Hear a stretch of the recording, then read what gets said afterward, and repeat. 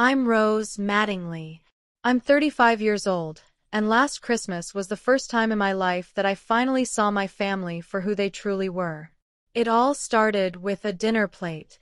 One plate, missing from the table. I remember that Christmas as if it's carved into the back of my mind. Every sound, every glance, every small moment heavy with meaning.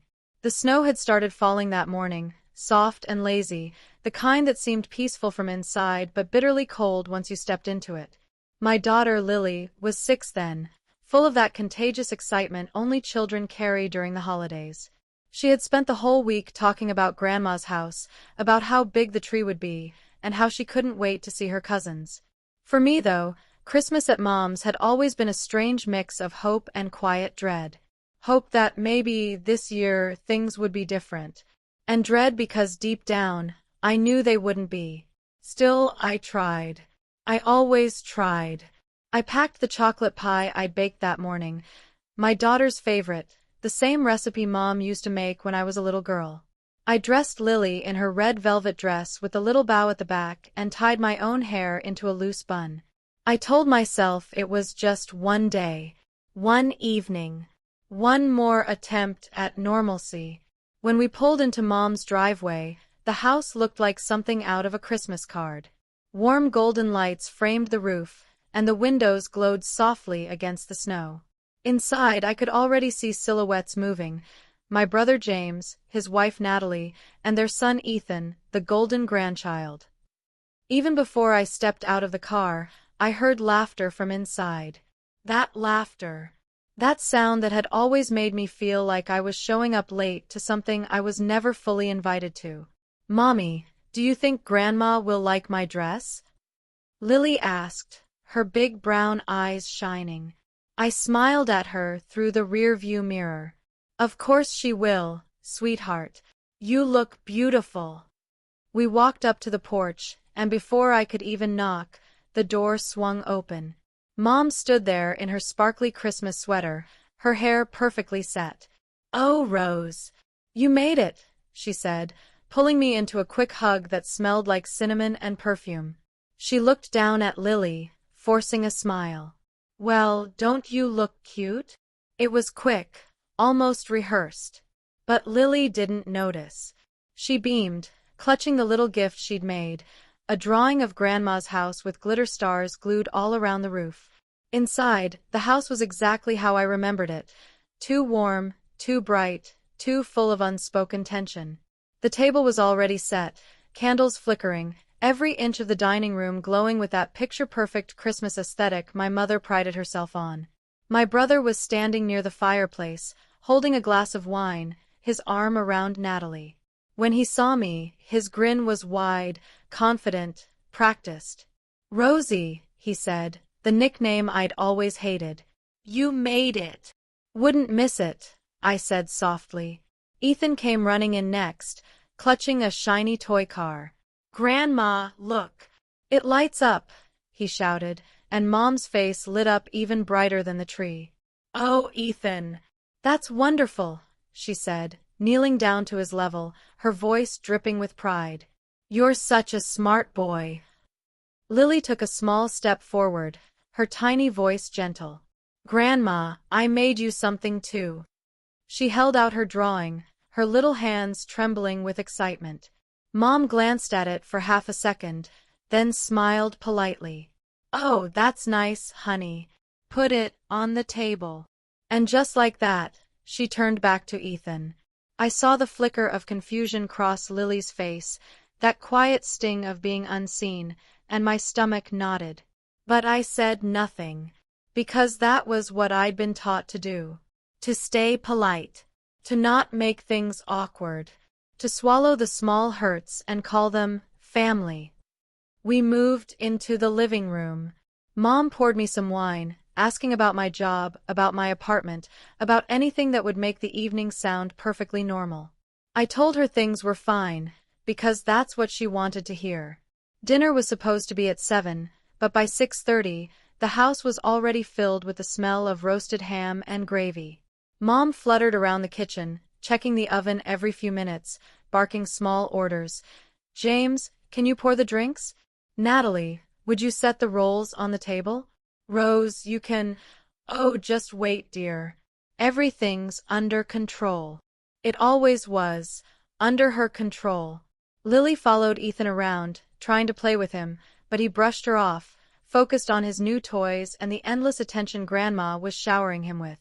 I could see the slight disappointment in her eyes, but she didn't complain. She just sat on the couch beside me, legs swinging, humming Jingle Bells under her breath. "Mommy," she whispered, "do you think Grandma will let me put the star on the tree?" I looked at the top of the tree. The star was already there, glittering under the lights. "Maybe next year, baby," I said softly. And in that moment, I realized something simple yet heavy. Every year had been the same. The same smiles, the same roles, the same quiet exclusions dressed up as accidents.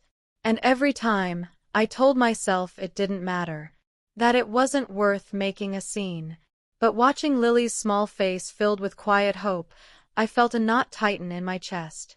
I wanted her to have what I never did, to feel like she belonged, to feel like she was loved without having to earn it. The sound of laughter pulled me out of my thoughts. Mom was showing off Ethan's school picture, passing it around like a trophy. "He's such a good boy," she said proudly. "Top of his class. I don't know how James and Natalie do it." I smiled politely, nodding, my hands wrapped around my wine glass. Nobody asked about Lily. Nobody asked about her artwork, her reading, her favorite songs. And that's when it hit me. This wasn't just a gathering. It was a performance. We all played our parts. The proud mother, the successful son, the perfect grandson, the quiet daughter. And no matter how many Christmases came and went, the script never changed. Still, I stayed. Because that's what family does, right? You stay. You smile. You keep hoping maybe next year, something will shift. As I watched the snow fall outside through the dining room window, I took a deep breath and whispered to myself, "It's just one night." But somewhere deep down, I knew this night would become the one I'd never forget. Because before it ended, my mother would forget something far more than a plate. She would forget what love was supposed to look like. By the time Mom called everyone to the dining table, the house was glowing with golden light. The candles flickered gently, the smell of roasted ham filled the air, and Christmas music hummed softly in the background, one of those instrumental playlists that made everything feel almost perfect. Almost. Mom prided herself on her Christmas dinners. Every year, she made sure the table looked like something from a magazine. The plates were gold-rimmed, the napkins folded neatly into triangles, and crystal glasses sparkled under the chandelier. Even the silverware seemed to gleam with purpose. It was beautiful and coldly familiar. "All right, everyone." Mom's cheerful voice rang through the room. "Dinner is served." James and Natalie made their way to the table, followed closely by Ethan, who ran ahead to claim his favorite chair, the one right beside Grandma. Mom laughed, doting over him as always. "That's right, sweetheart. Grandma saved you a special seat." I took Lily's hand and followed behind, my heels clicking softly on the hardwood floor. She was practically bouncing with excitement, her eyes darting between the plates, the food, the shiny cutlery. I could see the joy in her, the pure, innocent joy that Christmas brings to children who still believe that everything in the world is fair and kind. But when we reached the table, something inside me paused. There were 7 plates. 7 perfect, gleaming plates. And there were 8 of us. For a moment, I thought maybe one had been moved, maybe it was on the counter or still being polished. But I scanned the table again, the pattern of gold, the red napkins, the silver spoons. 7. That was it. "Mom," I asked gently, "did you forget one?" She looked up from the ham she was slicing, blinking as if I'd interrupted something important. "Forget what, dear?" "A plate," I said softly. "For Lily." The room grew just a touch quieter, though the clatter of utensils still filled the background. Mom smiled, that tight, polite smile she wore whenever she was uncomfortable but refused to show it. "Oh," I didn't realize you were bringing Lily this year. For a second, I thought I misheard her. Didn't realize? I repeated, my voice smaller than I wanted it to be. Well, you didn't say, she replied lightly, waving a hand as if it were nothing. It's fine, though. We can make do. It's just, there aren't enough settings.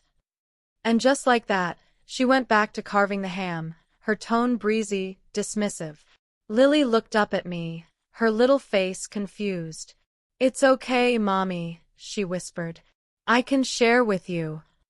The air in my chest turned heavy. I tried to smile for her sake. We'll figure it out, baby.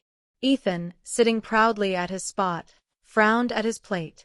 Grandma, he said, my mashed potatoes don't have enough gravy. Oh no! Mom gasped dramatically, immediately abandoning everything to rush to his side. We can't have that, can we? She scooped another spoonful of gravy and poured it onto his plate, doting on him as if he were royalty. Ethan grinned, satisfied, while Lily stood there still holding her hands behind her back, quietly watching the scene unfold. I wanted to say something, anything, but the words caught in my throat. I'd spent so many years biting them back that silence had become my reflex. Mom finally glanced our way, noticing Lily still standing. Oh, sweetheart, she said, her tone flatly sweet. Why don't you just sit at the counter? There's room over there. You'll be just fine. The counter. Away from everyone else.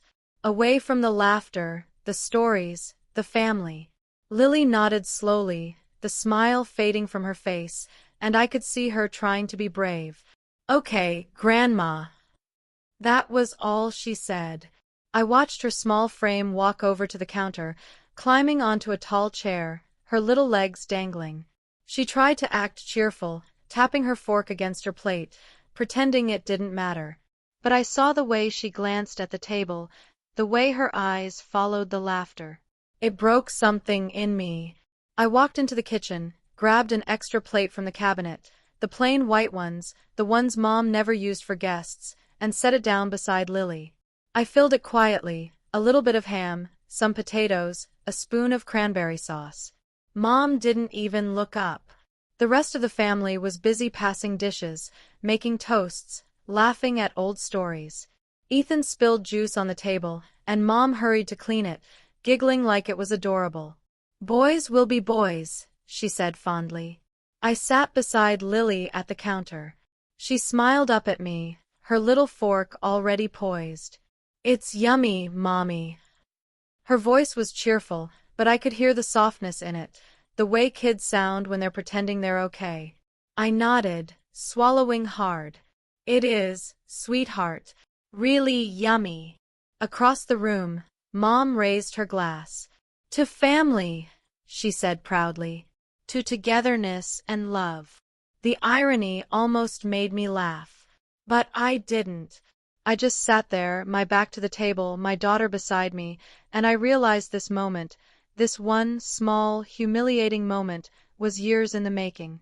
Because it wasn't just a plate that was missing. It was acknowledgement. It was equality. It was love that wasn't measured in how useful, impressive, or convenient you were to someone else. I could feel the anger building quietly beneath my ribs, not the loud, explosive kind, but the deep, aching kind that comes when your heart breaks quietly in public. I wanted to stand up and tell her that this wasn't okay, that she couldn't keep pretending love was something she could ration like dinner portions. But then I looked at Lily, my sweet, gentle girl who was doing everything she could to stay invisible, and I couldn't. Not yet. Because I knew if I caused a scene, it would be her who felt the embarrassment. Her who'd carry the tension in her small chest for the rest of the evening. So, I swallowed it. Like always. I smiled at her and took a bite of the food that had suddenly lost all its flavor. As the laughter behind me grew louder, I realized how easy it was for people to make others small, without shouting, without hitting, without saying anything cruel. All it took was neglect. All it took was forgetting. And the cruelest part was that she'd never see it that way. To her, it was nothing. Just a plate. But to Lily, and to me, it was everything. That night, I learned that some of the deepest wounds don't come from what's said. They come from what's not done. From who's left out. From the silence between love and obligation. And as I sat beside my daughter, watching her eat quietly at the counter while my family toasted togetherness, I made a silent promise to myself. This would be the last Christmas I ever let her feel invisible. Dinner carried on like a carefully scripted play, one that I'd watched 100 times before, always knowing exactly how it would end. The laughter rose and fell like a song I couldn't join in. My mother's house was filled with that peculiar kind of warmth that doesn't reach you, the kind that glows beautifully on the surface but freezes underneath. Ethan was at the center of it all, the sun in my mother's orbit. Every word he spoke drew attention, every small action was rewarded with praise. He was 7, a year older than Lily, but he carried himself like a tiny king who'd already learned that the world bent easily to his needs. He told long, winding stories about his school's Christmas play, how he was chosen to be Joseph, how everyone clapped for him, how his teacher said he had stage presence. Mom listened to every word as if he were reading scripture. Her eyes never left him, her laughter filling every pause in his story. "Isn't he just wonderful?" she kept saying. "So bright, so confident, just like his father." James grinned proudly, leaning back in his chair, sipping wine. "He gets that from me, Mom." The whole table erupted with laughter. I looked over at Lily. She was quietly eating, her fork moving slowly, her small shoulders straight as if she didn't want to take up too much space. Her eyes darted toward the table every now and then, watching her cousin soak in all the attention. She smiled faintly whenever someone laughed, trying to be part of something she wasn't invited into. I leaned close to her and whispered, "You okay, baby?" She nodded quickly. "I'm fine, Mommy. Grandma really likes Ethan, huh?" Her tone wasn't jealous, it was pure curiosity, the kind of innocence that still believed love was endless, that there was enough to go around for everyone. I forced a smile. "Yeah, she does." But the truth sat heavy in my throat. Mom had always adored Ethan. From the moment he was born, he became her world. Every photo on her fridge was his face. Every story she told to her friends began with, "My grandson." When Lily was born, Mom had visited the hospital once, dropped off a pink blanket, and left after 20 minutes because, as she said, James needed help with the baby. She always had an excuse. Too busy, too tired, too distracted. There was always a reason why Lily's milestones never seemed to matter as much. Now, as I watched her serving Ethan another spoonful of mashed potatoes, even though his plate was already overflowing, I realized how deeply that favoritism had rooted itself. It wasn't just attention. It was validation. He had been taught, from the beginning, that he mattered more. At one point, Ethan dropped his fork. It clattered to the floor, a sharp sound that cut through the noise. Mom gasped as if someone had broken fine china. "Oh no, sweetheart, don't you worry. Grandma's got it."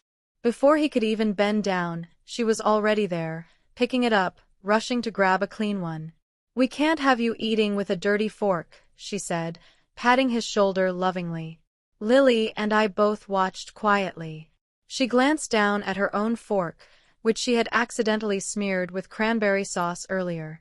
I could see her hesitate, wanting to ask for a napkin but deciding not to. Instead, she quietly wiped it on the edge of her napkin and kept eating. It was such a small, simple gesture, but it crushed me. That instinct she had at just 6 years old, to minimize her own needs so she wouldn't inconvenience anyone. I knew that feeling too well. Mom returned to her seat, still laughing at Ethan's antics. "He's just so full of energy," she said proudly. "You know, his teacher says he's reading 2 grade levels above." James chuckled. "We're thinking of enrolling him in that gifted program. You know, the one in the next district." Oh, you must, Mom exclaimed. He's destined for great things. You can see it in him. And then, almost as an afterthought, she turned to me. How's Lily doing in school, Rose? I looked up, caught off guard. She's doing really well. She started reading short stories. Her teacher says she's very creative. Mom nodded absently, already turning her attention back to Ethan, who was telling another story about his Lego collection. That's nice, dear. Just like that. Dismissed. Lily didn't look up this time. She just kept eating, slower now. I could feel the heat behind my eyes, that familiar ache of invisibility pressing against my ribs. The conversation carried on without us, weaving around laughter and shared memories that didn't include me. James talked about his promotion, Natalie bragged about their new car, Mom beamed at them both as if she'd raised perfection itself. I felt like an extra in someone else's family movie, a silent character sitting just outside the frame. After a while, Ethan pushed his chair back and stood up. I'm done, he announced, half his food untouched. That's fine, sweetheart, Mom said quickly. You've eaten enough. She got up, cleared his plate herself, and brought him a slice of pie. You've been such a good boy. Lily looked at me shyly. Can I have pie too, Mommy? Of course, love. I smiled and stood, heading for the dessert table. Before I could reach for the knife, Mom stopped me. Wait, Rose. Let me serve that. It's for after dinner. I glanced over at Ethan, who was already digging into his slice, crumbs scattering across his plate. After dinner, she'd said. I swallowed hard, forcing a polite smile. Of course, Mom. I walked back to the counter, empty-handed, and sat beside Lily. She didn't ask again. She just picked up her fork and kept eating quietly, pretending not to notice that her cousin already had what she was told to wait for. That was the moment the silence between us grew heavier, the kind of silence filled with things you don't say because you shouldn't have to. I wanted to scream, to stand up and call it out for what it was. But the words felt useless. Because even if I did speak, she wouldn't hear me. She never had. Instead, I watched as Mom leaned closer to Ethan, brushing his hair back affectionately, whispering something that made him giggle. And in that sound, that bright, carefree laughter, I realized that my daughter would never receive that same warmth in this house. That realization didn't bring anger this time. It brought grief, the quiet kind that sinks deep into your bones. As Lily finished her meal, she leaned against me, her little hand finding mine. I squeezed it gently, a silent promise forming in my chest. I didn't need my mother's approval anymore. I didn't need the illusion of family to feel whole. But my daughter, she needed to know what love truly looked like. And I'd make sure she did. Even if it meant walking away from the table entirely. The rest of the evening unfolded in a blur. Laughter, clinking glasses, Christmas music humming somewhere in the background. It all looked perfect from the outside, like one of those cozy family scenes people post online to prove how happy they are. But sitting there beside my daughter, watching her eat quietly at the counter while everyone else carried on at the table, I could feel something breaking inside me, quietly, invisibly, like glass under velvet. Lily's voice was soft when she finally spoke. Mommy, she whispered, can I go play with Ethan after dinner? I looked over at him. He was already back to opening gifts early, Grandma cheering him on, his laughter echoing through the room. The pile of toys around him looked like something out of a store window. Maybe later, baby, I said gently. He looks a little busy right now. She nodded, trying to hide her disappointment. That's okay. She smiled again, that brave little smile kids use when they don't want to make you worry. I could see the hurt in her eyes, though, that quiet confusion that comes when kindness isn't returned. I took a slow breath and looked around the room. Every detail screamed tradition, the gold-rimmed plates, the polished silver, the matching stockings on the fireplace. Mom had built this world carefully, a glittering stage for her favorite roles. The proud mother, the perfect hostess, the doting grandmother.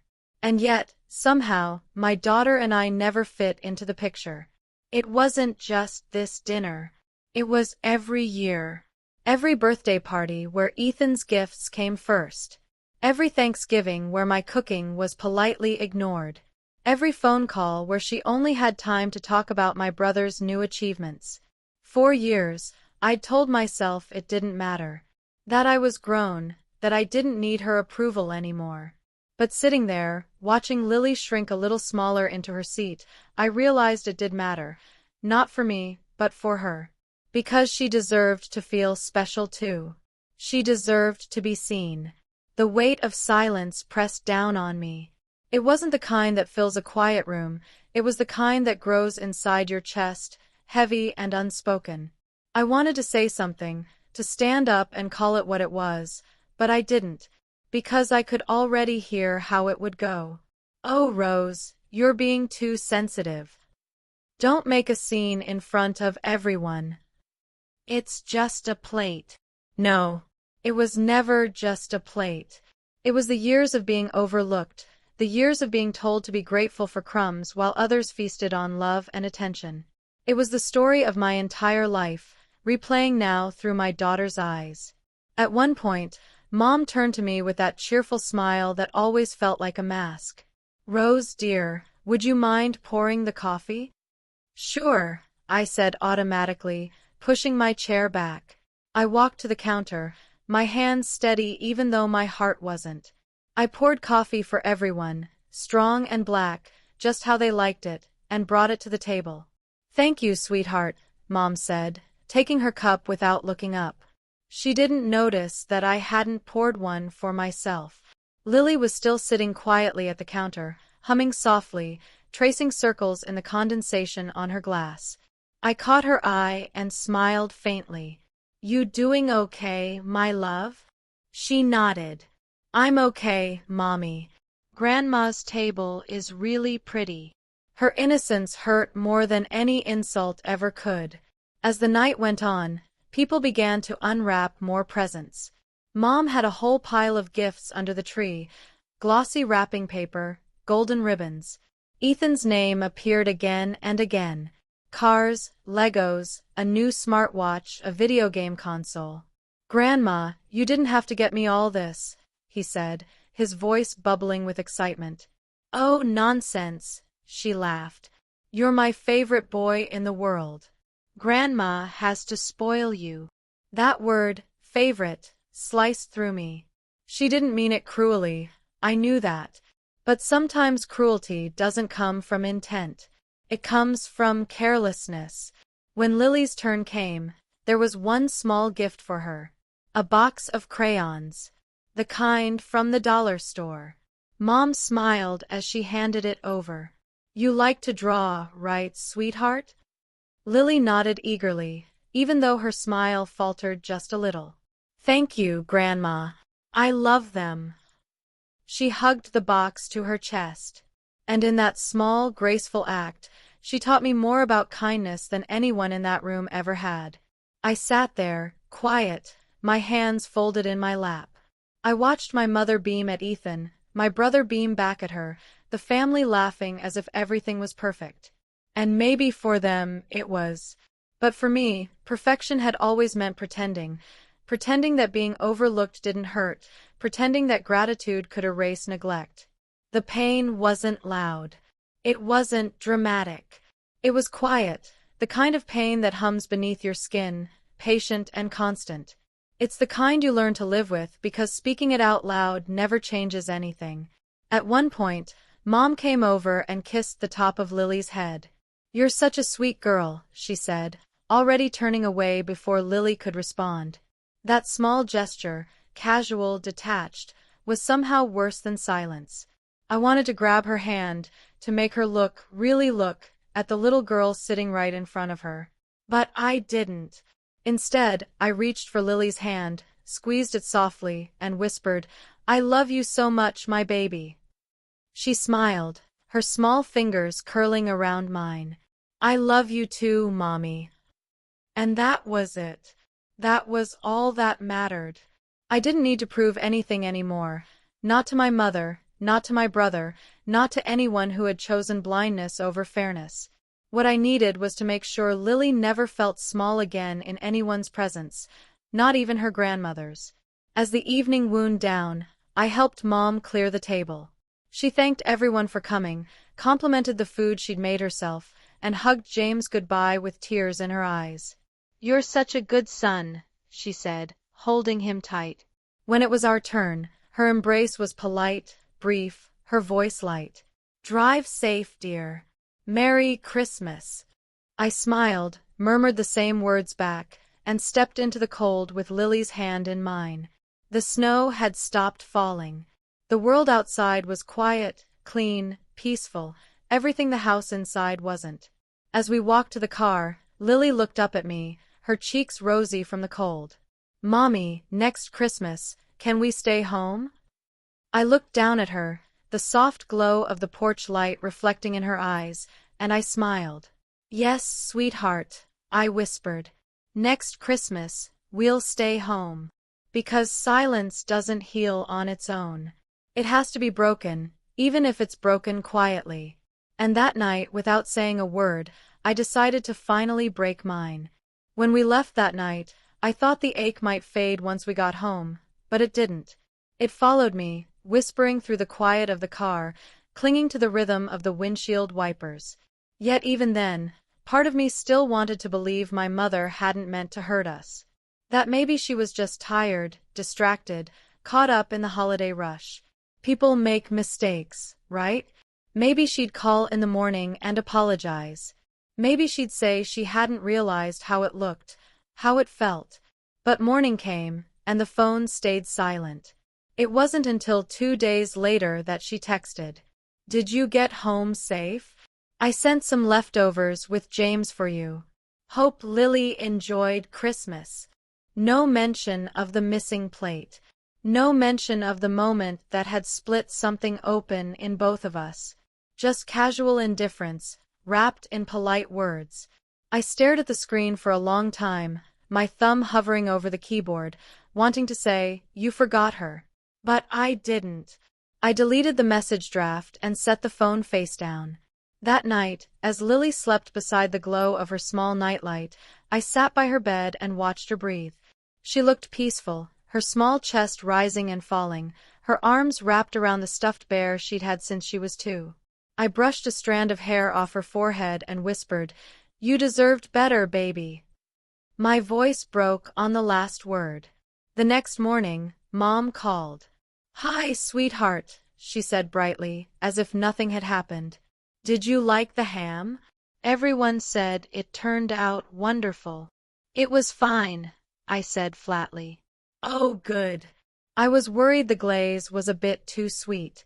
James said Ethan couldn't get enough of it. "He's such a good eater, isn't he?" She laughed.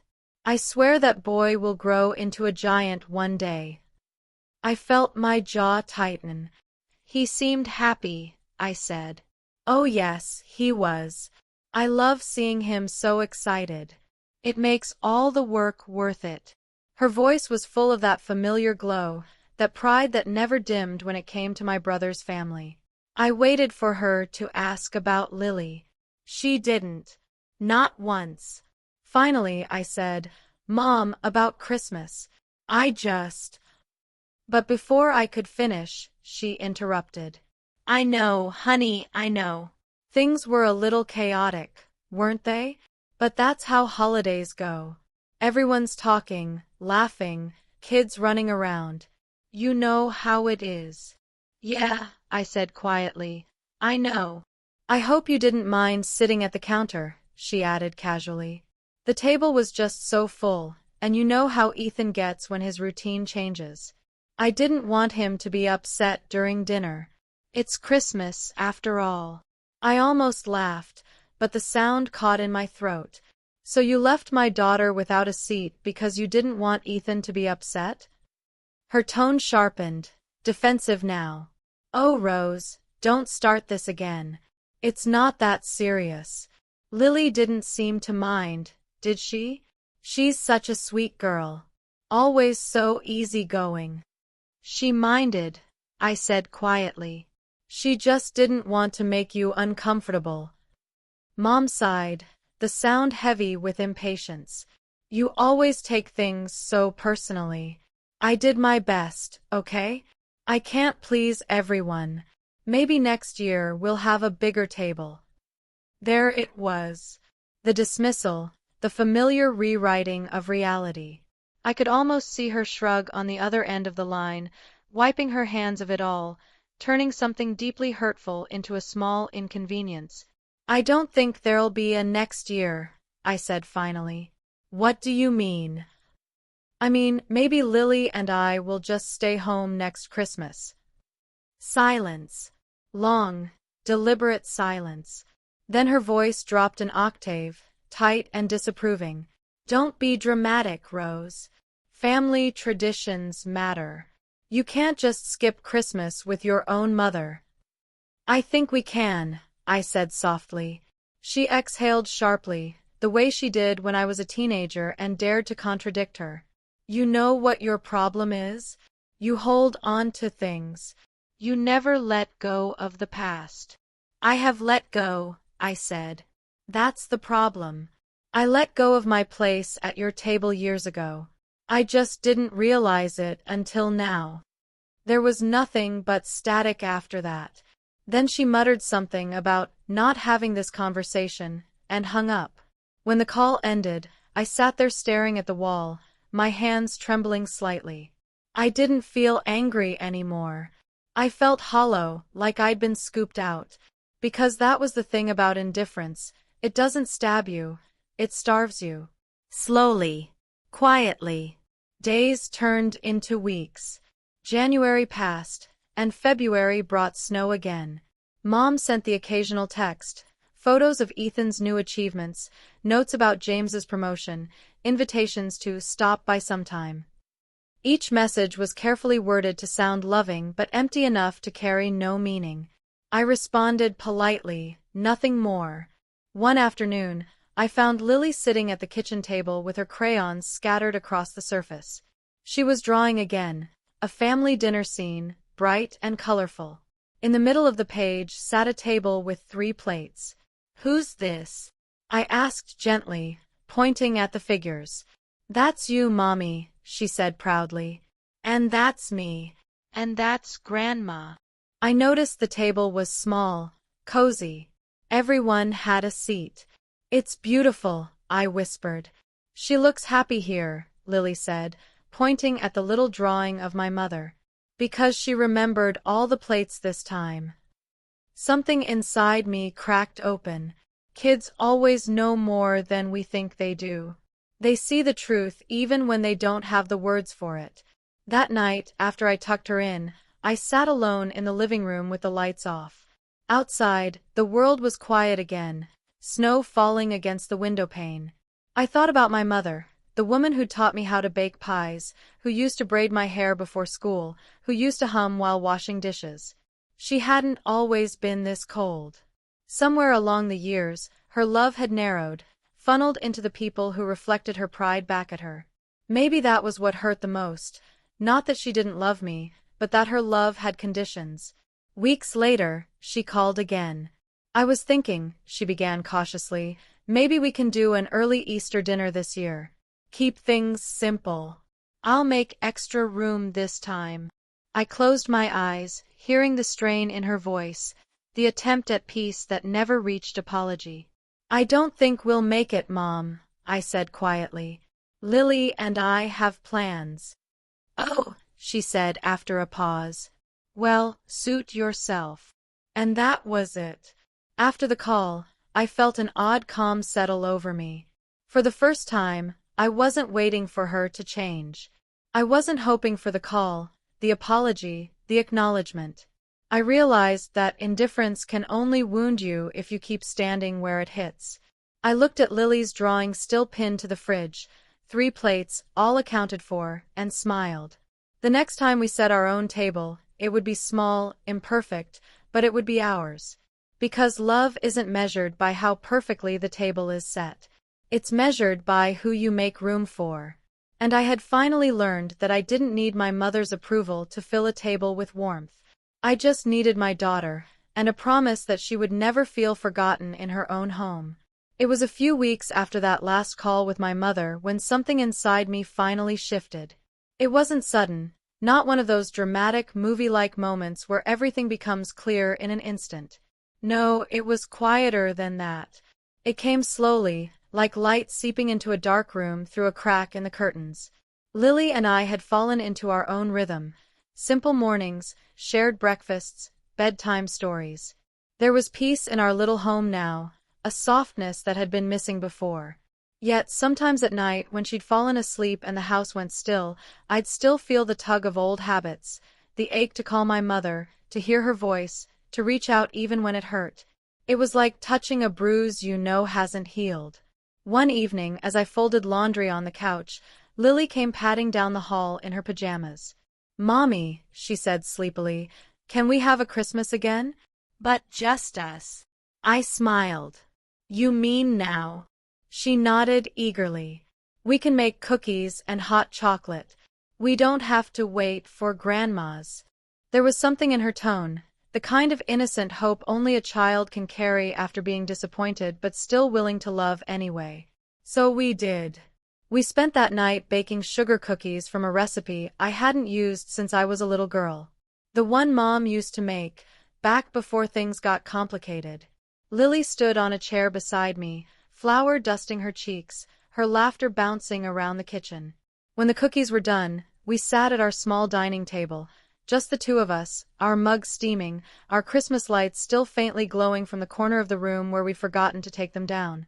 "This is perfect," Lily said, her voice soft with contentment. And it was. For the first time in years, I felt peace, not because the pain was gone, but because I was learning to stop feeding it. That night, after I put Lily to bed, I found myself standing by the window, watching the reflection of the lights flicker against the glass. I thought about my mother, about how much time I'd spent waiting for her to see me, to choose me, to love me the way I loved her. But as I stared into the quiet night, something dawned on me. Maybe she wasn't capable of giving love the way I wanted it. Maybe she had spent her life loving in fragments, only what was easy, only what reflected her pride. And maybe that wasn't my fault. It was a strange kind of freedom realizing that. For so long, I'd carried the weight of trying to fix a relationship I didn't break. I had mistaken silence for strength, forgiveness for invisibility. But now, standing there in the dim glow of our little apartment, I finally understood.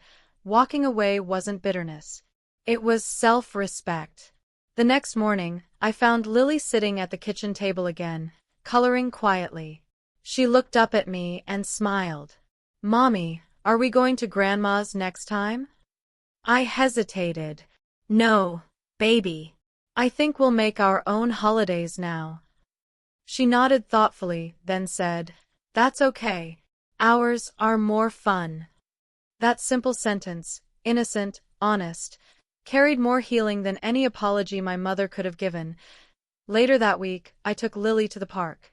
It was still cold out, but the sun was bright, the sky clear.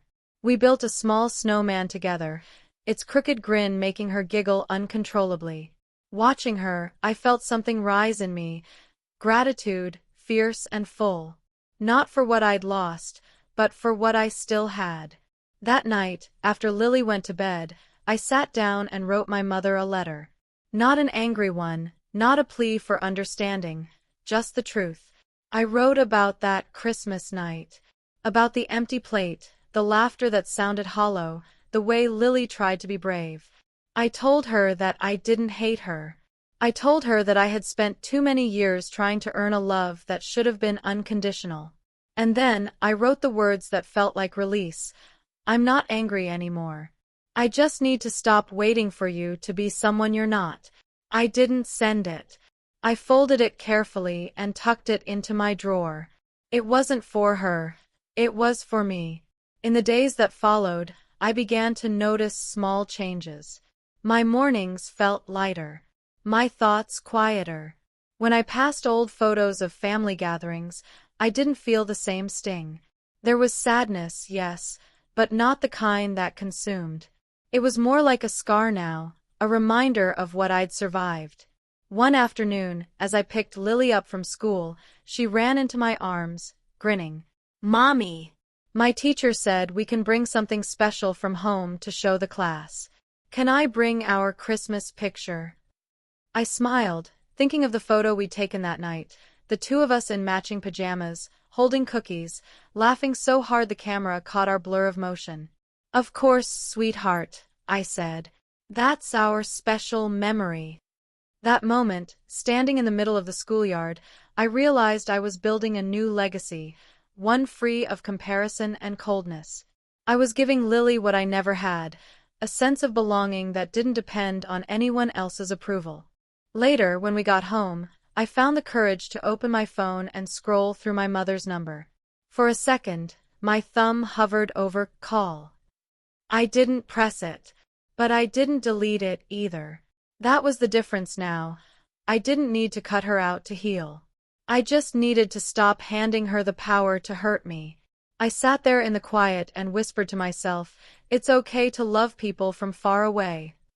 That night, I tucked Lily into bed and kissed her forehead. "Good night, my brave girl," I said softly. She smiled sleepily. "Good night, Mommy. I love you more than cookies." I laughed. "That's a lot of love." As I turned off the light, I stood there for a moment, watching her drift into dreams. There was peace in that silence, not the painful kind that used to hang in my mother's house, but a tender one. The kind that comes when your heart finally stops fighting to be understood. I walked to the window, looking out into the night sky, the stars faint above the snow-covered roofs. And I realized something profound. I had spent my whole life waiting for my mother to give me what I already carried within me. Love. Strength. Worth. The awakening wasn't a grand revelation. It was this, the quiet acceptance that healing doesn't mean forgetting. It means learning to love yourself enough to stop reopening old wounds. I whispered into the stillness, "I forgive you, Mom, but I'm done chasing ghosts." And with that, I turned off the lights, letting the warmth of our little home wrap around me and the only person who truly needed my love right now, my daughter. Spring came quietly that year, like a long sigh after holding your breath for too long. The snow melted away from the sidewalks, the trees began to bloom again, and the air smelled faintly of rain and renewal. Life didn't feel heavy anymore.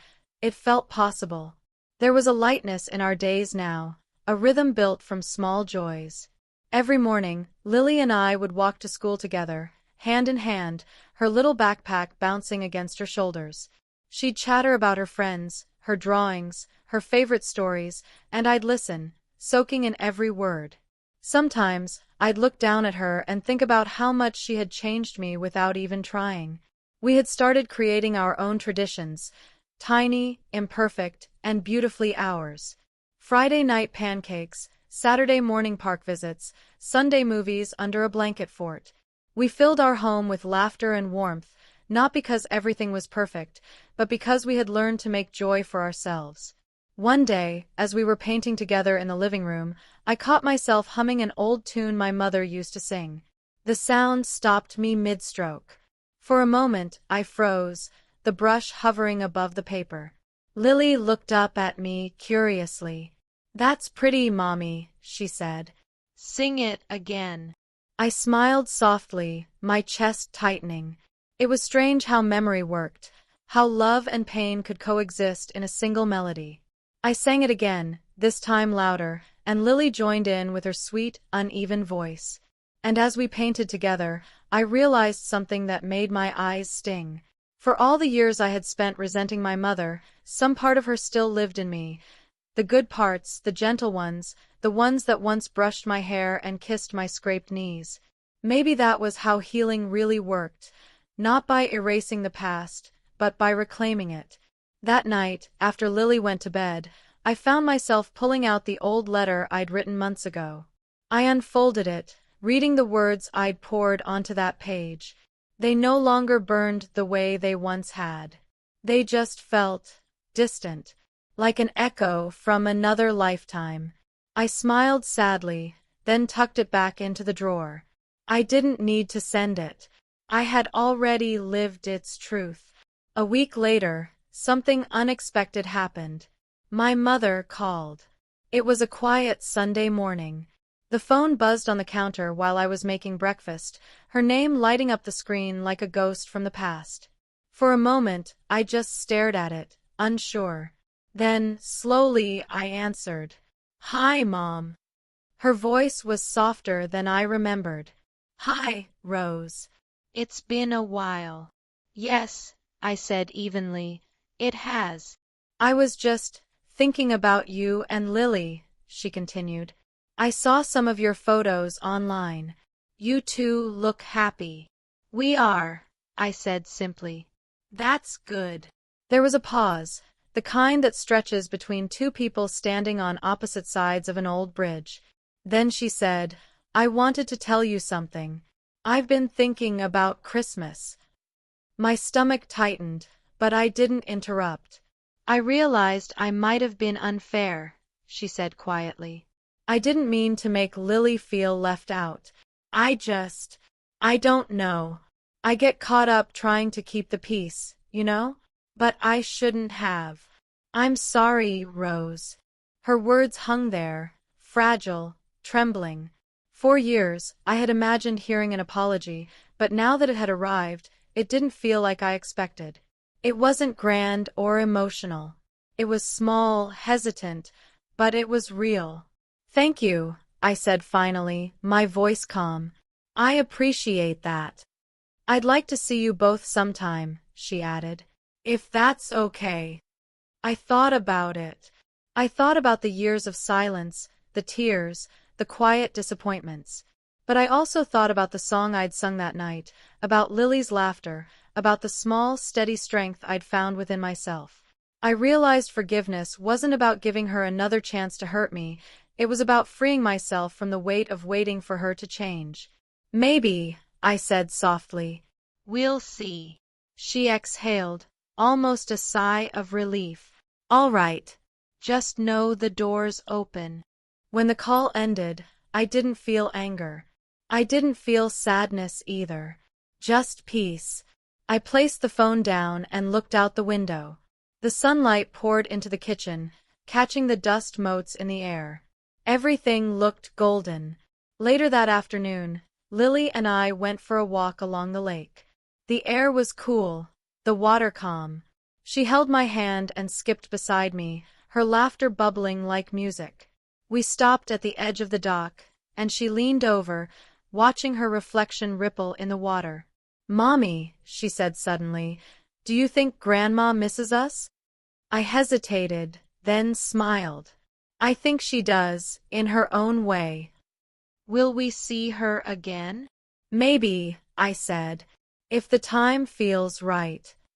She nodded, satisfied with that answer, and went back to tossing pebbles into the lake. I watched her for a long time, her little figure glowing in the fading light, and I realized that this peace, this simplicity, was what I had been searching for all along.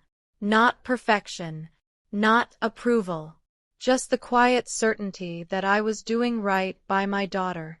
As the sun dipped below the horizon, painting the sky in streaks of pink and gold, I whispered a silent prayer of gratitude, not for what I had lost, but for what I had gained. Strength, clarity, a love that was unshakable. That night, after putting Lily to bed, I sat on the couch with a cup of tea. The house was still. I glanced around at our modest little home, the drawings taped to the fridge, the worn couch, the cozy mess of everyday life, and smiled. This was my new beginning. A beginning where love wasn't measured by who got the bigger plate or the louder praise. A beginning where forgiveness wasn't weakness, but release. A beginning where my daughter would grow up knowing her worth wasn't dependent on anyone else's approval. Sometimes, healing isn't loud. It doesn't come with grand gestures or perfect closure. It comes quietly, in the small choices we make every day, to stop fighting old battles, to build new traditions, to fill our own tables with warmth.